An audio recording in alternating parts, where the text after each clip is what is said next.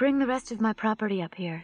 Pris ordered J.R. Isidore. In particular, I want the TV set, so we can hear Buster's announcement. Yes. Irmgard Batty agreed. We need the TV. We've been waiting a long time for tonight. My own set gets the government channel, Isidore said. Off in the corner of the living room, Roy Batty belched. It's Buster Friendly and his friendly friends that we want to watch, Is. Or do you want me to call you J.R.? Anyhow, do you understand? So will you go get the set?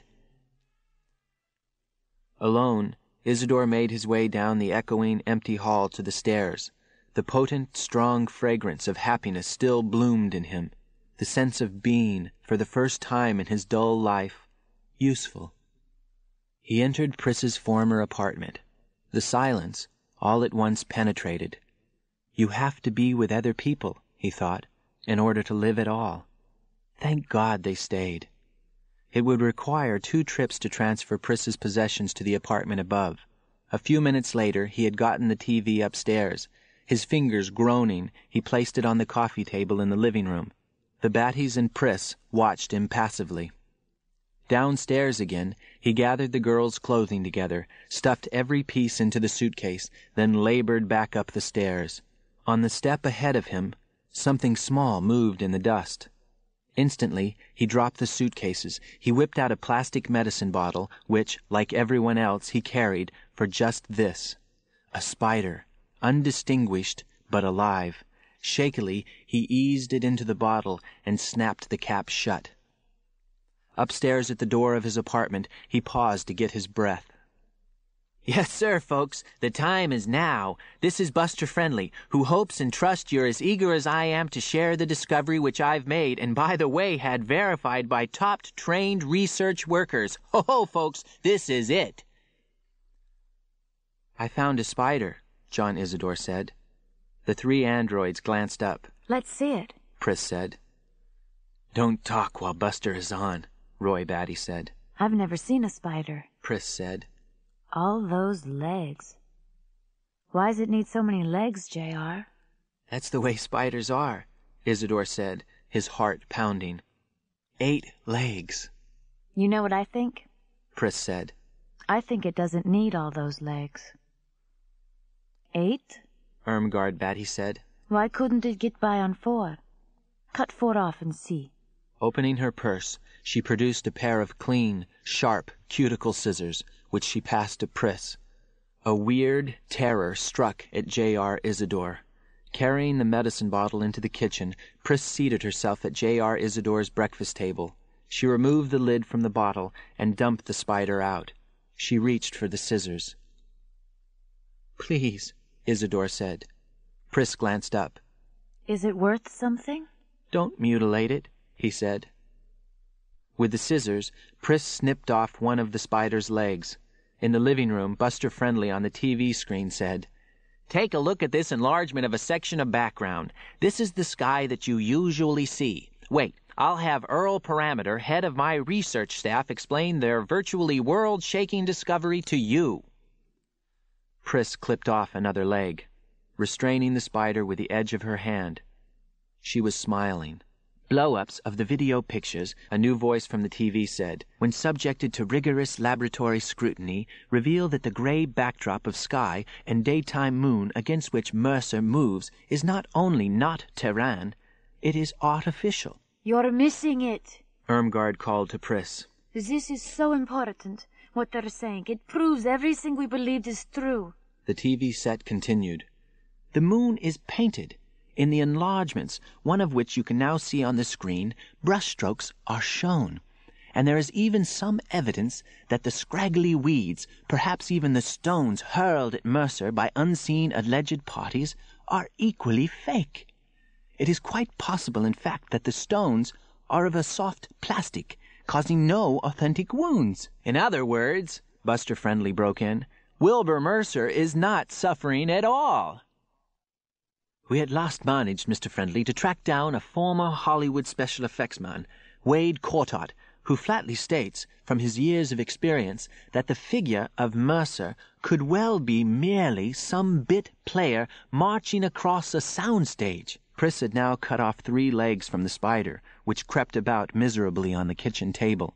"Quite frankly, we believed Cortot, and we spent a good deal of time examining publicity pictures of bit players once employed by the now defunct Hollywood movie industry." "And you found?" "Listen to this," Roy Batty said.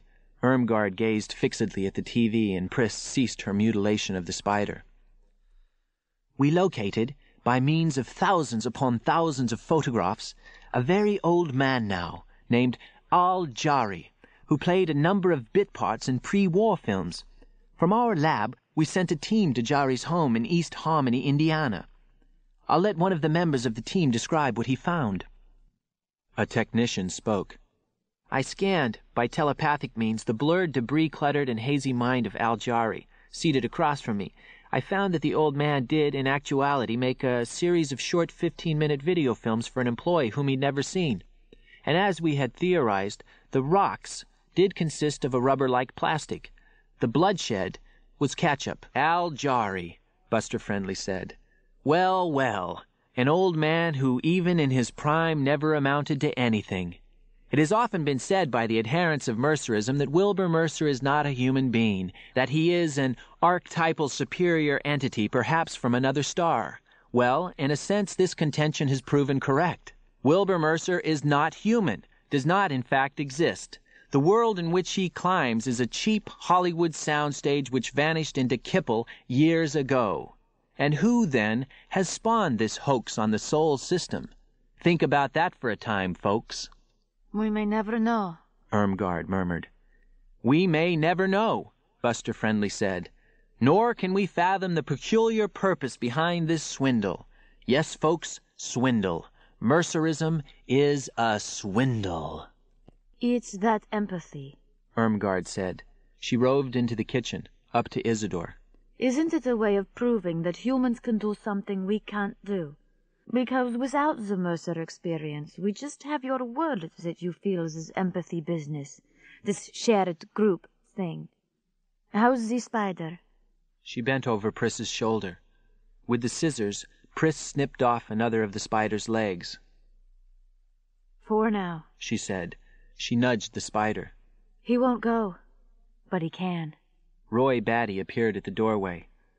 "It's done." Buster said it out loud, and nearly every human in the system heard him. "Mercerism is a swindle. The whole experience of empathy is a swindle." "I don't think this will end the cult of Mercer," Pris said. "But right this minute there are a lot of unhappy human beings. We've waited for months. We all knew it was coming, this pitch of Buster's. Well, why not? Buster is one of us. An android," Irmgard explained. "And nobody knows. No humans, I mean." Pris, with the scissors, cut yet another leg from the spider. All at once John Isidore pushed her away and lifted up the mutilated creature. He carried it to the sink, and there he drowned it. In his mind his hopes drowned too, as swiftly as the spider. "He's really upset," Irmgard said. "Don't look like that, J.R." "It's all over now, Roy Batty said. "For Mercerism, I mean." With his nails he managed to lift the corpse of the spider from the sink. "Maybe this was the last spider," he said. "The last living spider on Earth." I don't feel well," Isidore said. "Is the sky behind Mercer just painted? Not real?" "You saw the enlargements on TV," Roy Batty said. "The brushstrokes." "Mercerism isn't finished," Isidore said. Something ailed the 3 androids, something terrible. The spider, he thought. Maybe it had been the last spider on Earth, and the spider is gone. Mercer is gone. He saw the dust and the ruin of the apartment as it lay spreading out everywhere. He heard the Kipple coming, the final disorder of all forms, the absence which would win out. Reaching out, he touched the wall. His hand broke the surface. Gray particles trickled and hurried down, fragments of plaster resembling the radioactive dust outside. He seated himself at the table. Like rotten, hollow tubes, the legs of the chair bent. Standing quickly, he tried to reform the chair. The chair came apart in his hands. "What's he doing?" Irmgard Batty's voice came up to him. He's breaking everything. Isidore, stop. I'm not doing it, he said. He walked unsteadily into the living room, to be by himself. He stood by the tattered couch. He thought of the corpse of the spider with its 4 remaining legs. Everything in here is old, he realized. It long ago began to decay, and it won't stop. The corpse of the spider has taken over. In the depression caused by the sagging of the floor, pieces of animals manifested themselves. The head of a crow, mummified hands which might have once been parts of monkeys. Again, he thought, it's happening to me again. I will be down here a long time, he realized, as before. A dry wind rustled, and around him the heaps of bones broke. Even the wind destroys them, he perceived. At this stage, just before time ceases, I wish I could remember how to climb up from here. Looking up, he saw nothing to grasp. Mercer, where are you now? This is the tomb world, and I am in it again, but this time you're not here. Something crept across his foot. The mutilated spider. He picked it up and held it in the palm of his hand. The bones, he realized, have reversed themselves. The spider is again alive. Mercer must be near. The wind blew, cracking and splintering the remaining bones, but he sensed the presence of Mercer. Come here, he said to Mercer. Across the landscape, weeds advanced. Weeds corkscrewed their way into the walls around him and worked into the walls until the weeds became their own spore. The spore expanded, split, and burst within the corrupted steel and shards of concrete that had formerly been walls.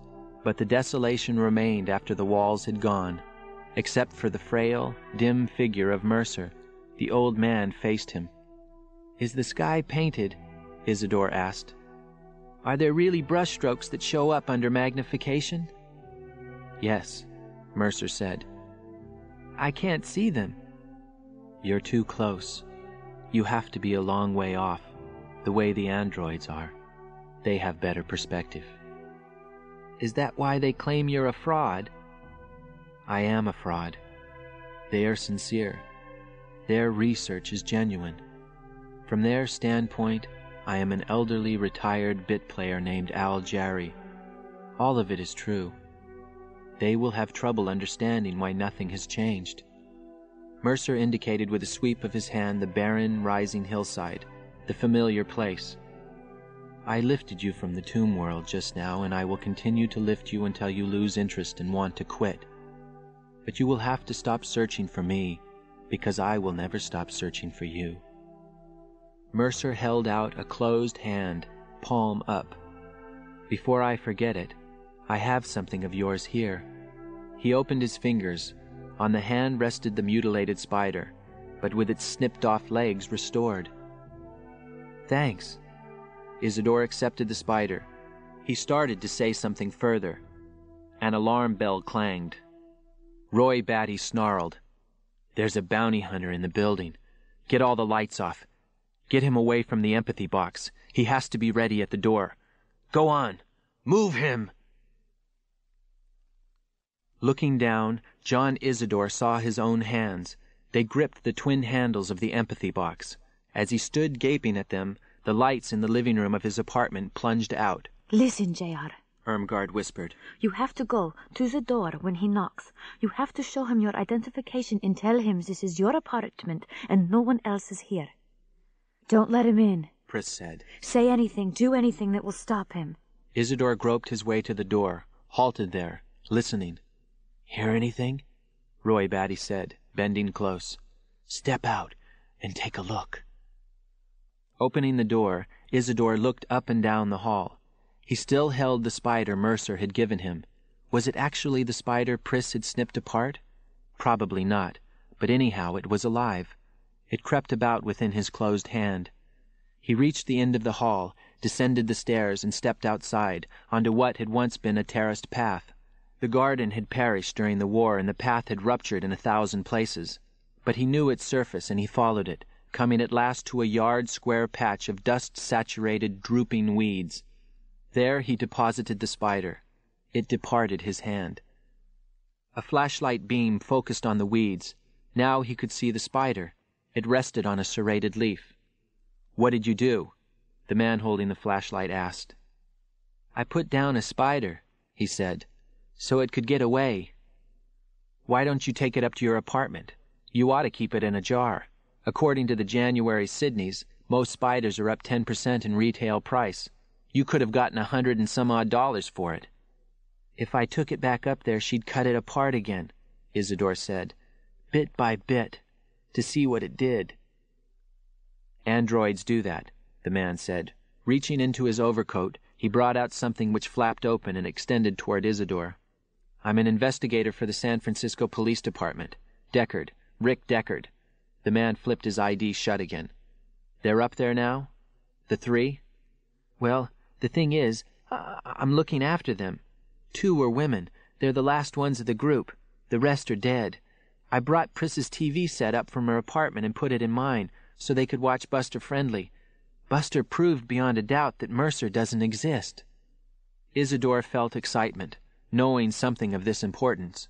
News that the bounty hunter evidently hadn't heard. "Let's go up there," Deckard said. Suddenly he held a laser tube pointed at Isidore.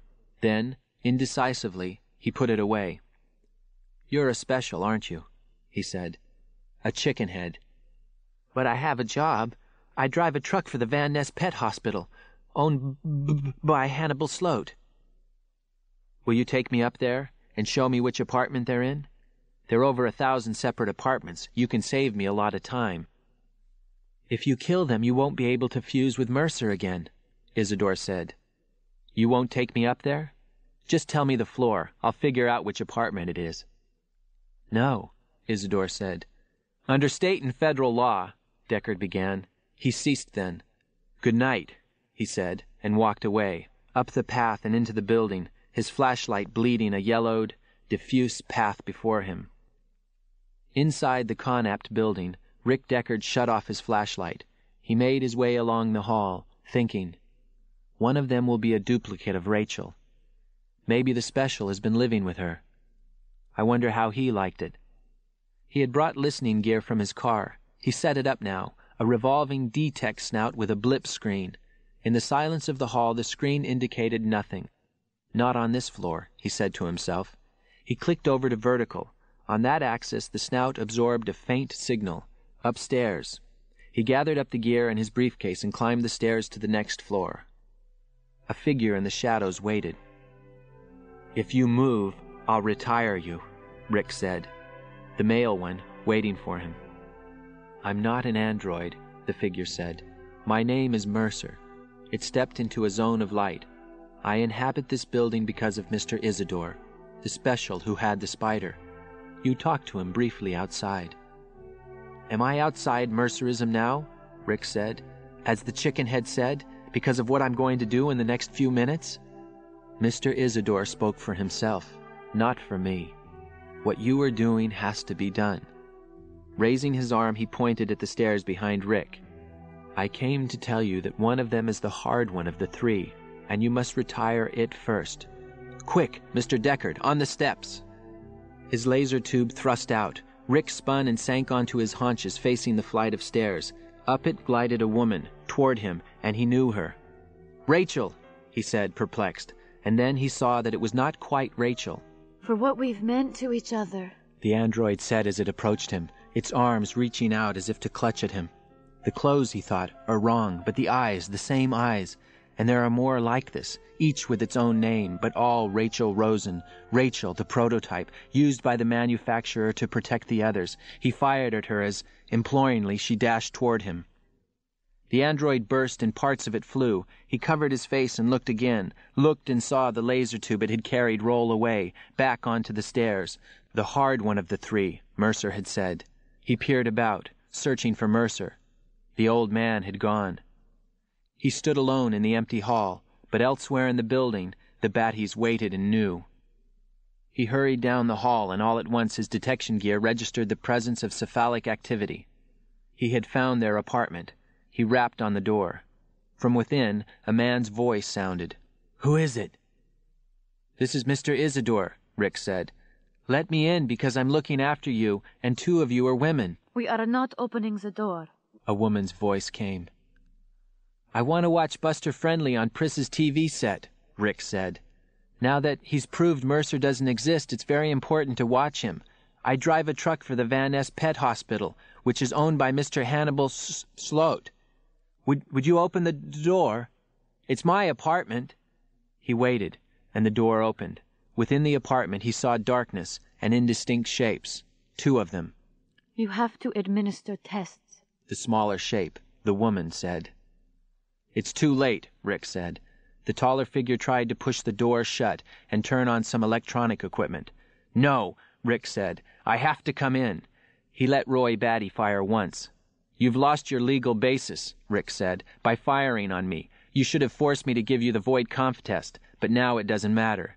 Once more, Roy Batty sent a laser beam cutting at him, missed, dropped the tube, and ran somewhere deeper inside the apartment. Why didn't Priss get you? Mrs. Batty said. There is no Priss, he said. Only Rachel Rosen, over and over again. He saw the laser tube in her dimly outlined hand. Roy Batty had slipped it to her, had meant to decoy him into the apartment, far in, so that Irmgard Batty could get him from behind, in the back. I'm sorry, Mrs. Batty, Rick said, and shot her. Roy Batty in the other room let out a cry of anguish. Okay, you loved her, Rick said, and I loved Rachel. He shot Roy Batty. The big man's corpse smashed into the kitchen table and carried dishes and flatware down with it. Reflex circuits in the corpse made it twitch and flutter, but it had died. Rick ignored it, not seeing it and not seeing that of Irmgard Batty by the front door. I got the last one, Rick realized. 6 today. Almost a record. And now it's over, and I can go home. Back to Iran, and the goat, and we'll have enough money for once. He sat down on the couch, and presently, as he sat there in the silence, the special, Mr. Isidore, appeared at the door. Better not look, Rick said. I saw her on the stairs. Priss. Don't take it so hard, Rick said. Where's your phone? The special said nothing, did nothing except stand, so Rick hunted for the phone himself and dialed Harry Bryant's office. When he got back to his own apartment building, Iran met him on the roof. She looked at him in a deranged, peculiar way. Anyhow, it's over, he said, putting his arm around her. And I've been thinking, maybe Harry Bryant can assign me to... Rick, I have to tell you something.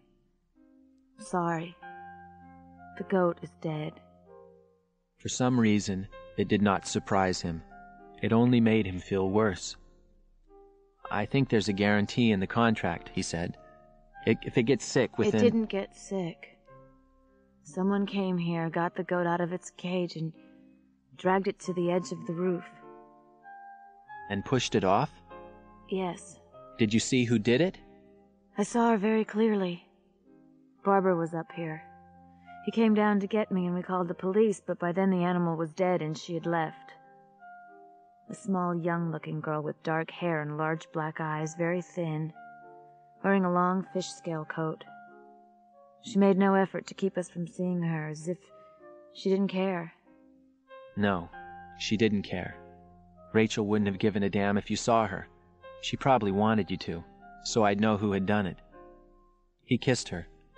You've been waiting up here all this time? Only for a half an hour. That's when it happened. Half an hour ago. Iran gently kissed him back. It's so awful.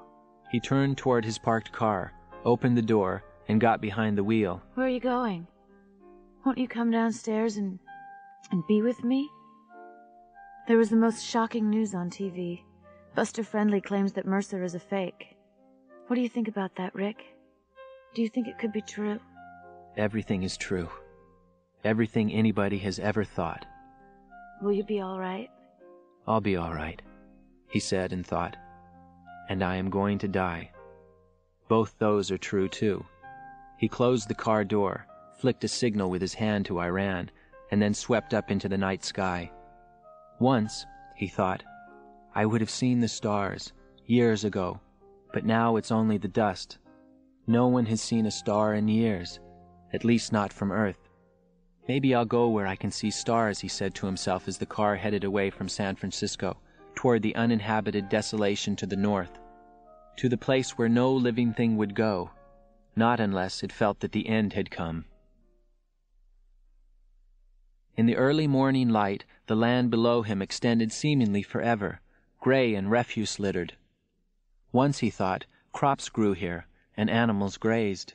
He brought the hovercar down, coasted above the surface.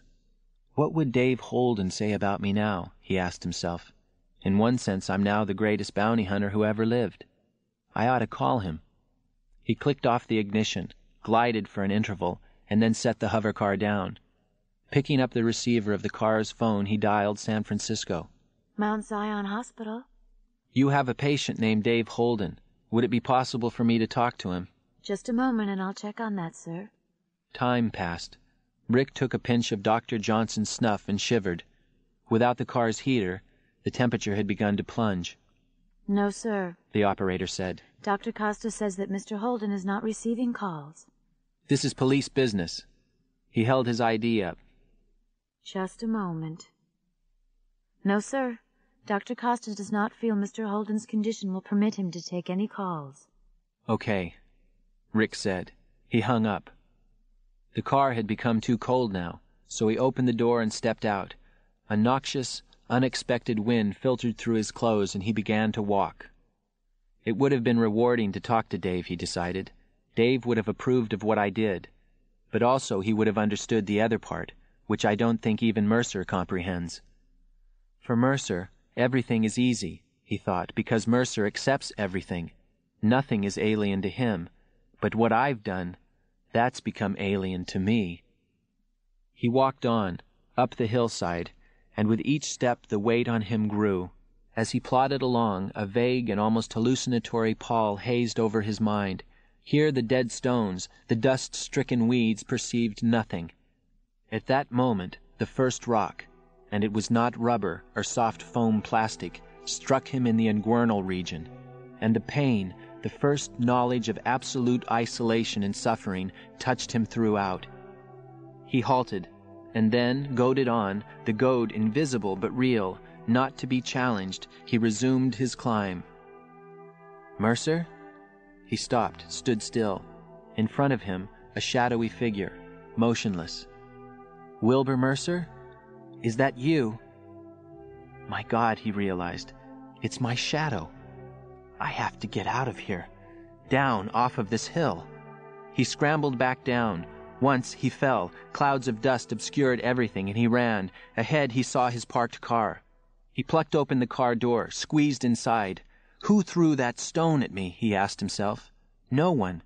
But why does it bother me? I've undergone it before, during fusion.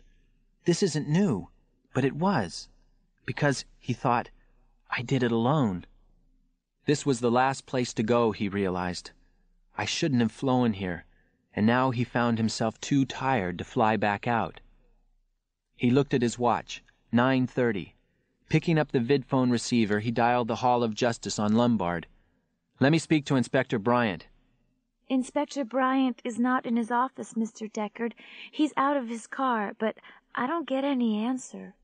Let me talk to my secretary. A moment later, the orange face of Anne Marston appeared on the screen. Oh, Mr. Deckard, Inspector Bryant has been trying to get a hold of you. I think he's turning your name over to Chief Cutter for a citation.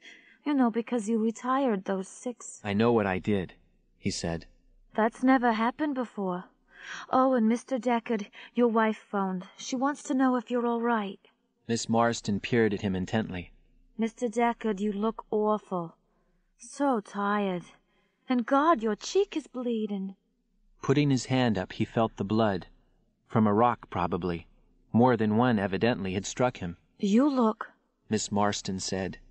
Like Wilbur Mercer. I am. I'm Wilbur Mercer. I've permanently fused with him, and I'm sitting here waiting to unfuse, somewhere near the Oregon border. Shall we send someone out? A department car to pick you up? No. I'm no longer with the department.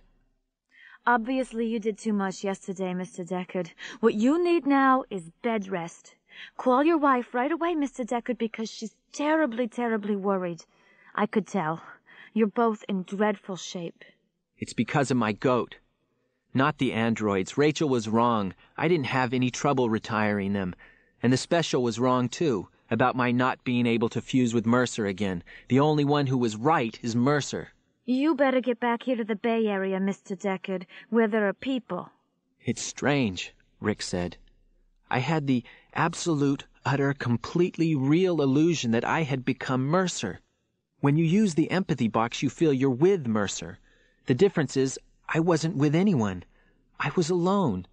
They're saying now that Mercer is a fake. Mercer isn't a fake, unless reality is a fake. This hill, he thought, the dust and these many stones, each one different from all the others. I'm afraid, he said, that I can't stop being Mercer. Once you start, it's too late to back off. Will I have to climb the hill again, he wondered, forever, as Mercer does, trapped by eternity. Goodbye, he said, and started to ring off. You'll call your wife? You promise? Yes, thanks, Anne. He hung up. Bed rest. The last time I hit the bed was with Rachel. She must be back in Seattle now. I wish I could do to Rachel what she did to me, but it can't be done to an android because they don't care. If I had killed you last night, my goat would be alive now. Once more he picked up the phone to call his wife, and froze. He set the receiver back down and did not take his eyes from the spot that had moved outside the car. The bulge in the ground, among the stones. An animal. I know what it is. I've never seen one before, but I know from the old nature films they show on government TV. They're extinct. Swiftly he dragged out his much-creased Sydneys and read, Toad, all varieties extinct. The critter most precious to Wilbur Mercer, along with the donkey, but toads most of all. I need a box. He leaped out, hurried to the trunk compartment, unlocked and opened it. There rested a cardboard container, inside it a spare fuel pump for his car. He dumped the fuel pump out, found some twine and walked slowly toward the toad, not taking his eyes from it. The toad, he saw, blended in totally with the texture and shade of the ever-present dust. Had it not moved, he would have never spotted it, yet he had been sitting no more than 2 yards from it. Did Mercer arrange it? But I'm Mercer. I arranged it. I found the toad, found it because I see through Mercer's eyes. He squatted on his haunches, close beside the toad. It had shoved aside the grit to make a partial hole for itself, so that only the top of its flat skull and its eyes projected above the ground. Meanwhile, its metabolism slowed almost to a halt. It had drifted off into a trance. Setting the cardboard box down, he carefully began brushing the loose soil away from the toad. It did not seem to object, but of course it was not aware of his existence. When he lifted the toad out, he felt its peculiar coolness. Now the toad squirmed. A big one, he thought. I wonder where it finds the water for its eggs. So this is what Mercer sees, he thought, as he tied the cardboard box shut, tied it again and again. Life which we can no longer distinguish. Life carefully buried up to its forehead in the carcass of a dead world. In every cinder of the universe, Mercer probably perceives inconspicuous life. Now I know, he thought, and once having seen through Mercer's eyes, I probably will never stop. And no android, he thought, will cut the legs from this, as they did from the chicken-head spider. At the Penfield mood organ, Iran Deckard sat with her right index finger touching the numbered dial. But she did not dial. She felt too listless and ill to want anything. She wondered again where Rick had gone. He may be coming back, and on the other hand he may not be, she said to herself. A knock sounded. She ran to the door. There he stood, a cut on his cheek, his clothes wrinkled and gray. Dust clung to every part of him, except his eyes. Round with awe his eyes shone, like those of a little boy. "It's nice to see you," he said. "I have something." He held a cardboard box with both hands. When he entered the apartment he did not set it down, as if, she thought, it contained something too fragile and too valuable to let go of. I'll fix you a cup of coffee. At the stove, she pressed the coffee button, and in a moment had put the mug by his place at the kitchen table. Still holding the box, he seated himself, and on his face the round-eyed wonder remained. In all the years that she had known him, she had not encountered this expression before. "I'm going to sleep," he announced. All day. I phoned in and got Harry Bryant. He said take the day off and rest, which is exactly what I'm going to do. Carefully, he set the box down on the table and picked up his coffee mug. Dutifully, because she wanted him to, he drank his coffee. What do you have in the box, Rick? She said. A toad. Can I see it? She watched as he untied the box and removed the lid. Oh. Will it bite? Pick it up. It won't bite. Toads don't have teeth. Rick lifted the toad out and extended it toward her. I thought toads were extinct, she said as she turned it over, curious about its legs. They seemed almost useless. Can toads jump like frogs? I mean, will it jump out of my hands suddenly? The legs of toads are weak, Rick said. That's the main difference between a toad and a frog. That and water. A frog remains near water, but a toad can live in the desert. I found this in the desert, up near the Oregon border, where everything had died. He reached to take it back, but she had discovered something. Still holding it upside down, she poked at its abdomen and then, with her nail, located the tiny control panel. She flipped the panel open. His face fell by degrees. Crestfallen, he gazed mutely at the false animal. He took it back from her. He did not seem quite to understand. He then carefully replaced it in its box. I wonder how it got out there in the desolate part of California like that. Somebody must have put it there. No way to tell what for. Maybe I shouldn't have told you about it being electrical. No. I'm glad to know. Or rather, I'd prefer to know. Do you want to use the mood organ to feel better? You always have gotten a lot out of it, more than I ever have. I'll be okay. He shook his head, as if trying to clear it, still bewildered. The spider Mercer gave the chicken head, Isidore. It probably was artificial too. But it doesn't matter. The electric things have their lives too, paltry as those lives are. You look as though you've walked 100 miles. It's been a long day. He nodded. Go get into bed and sleep. He stared at her then, as if perplexed. It's over, isn't it? It's over. God, what a marathon assignment. Once I began, there wasn't any way for me to stop. You were right this morning when you said I'm nothing but a crude cop with crude cop hands. I don't feel that anymore. I'm just damn glad to have you come back home where you ought to be. She kissed him, and that seemed to please him. His face lit up, almost as much as before she had shown him that the toad was electric. Did you think I did wrong? He asked. What I did today? No. Mercer said it was wrong, but I should do it anyhow. It's really weird. Sometimes it's better to do something wrong than right. It's the curse on us, Iran said. That Mercer talks about. The dust? He asked.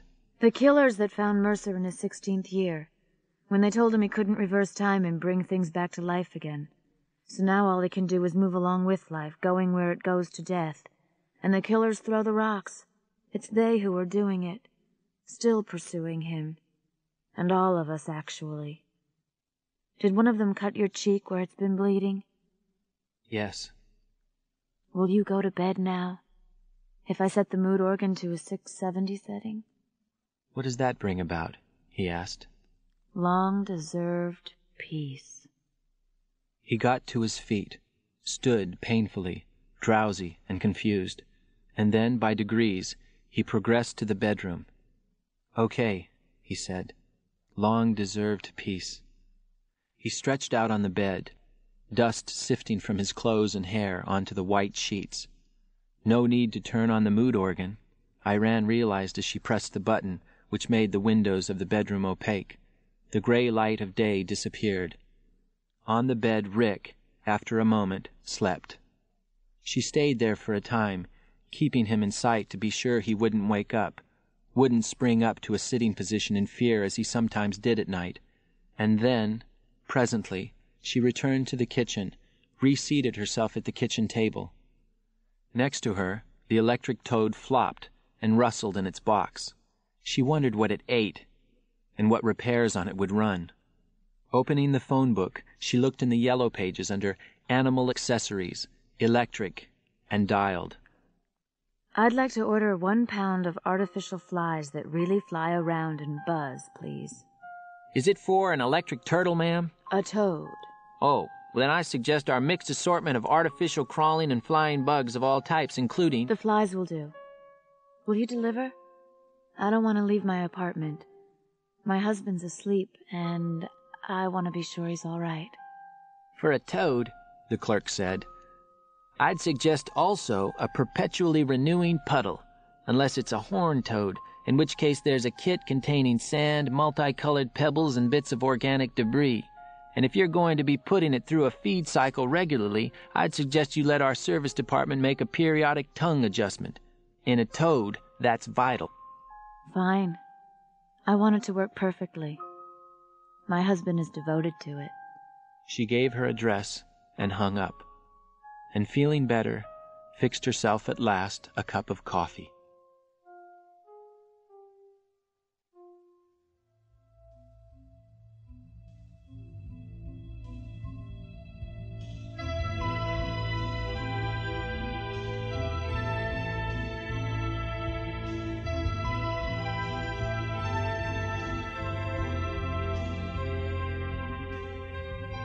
This has been a Time Warner Audiobooks production of Do Androids Dream of Electric Sheep? Written by Philip K. Dick. Read for you by Matthew Modine with Callista Flockhart. Produced and directed by Maya Thomas. Text abridged by Jeffrey Gorney and edited by John Whitman. Tape edited by Gordon Hukilo and Mark Waldrop. Mixed and mastered by Mark Waldrop. Music composed and produced by Jerry Karyaga.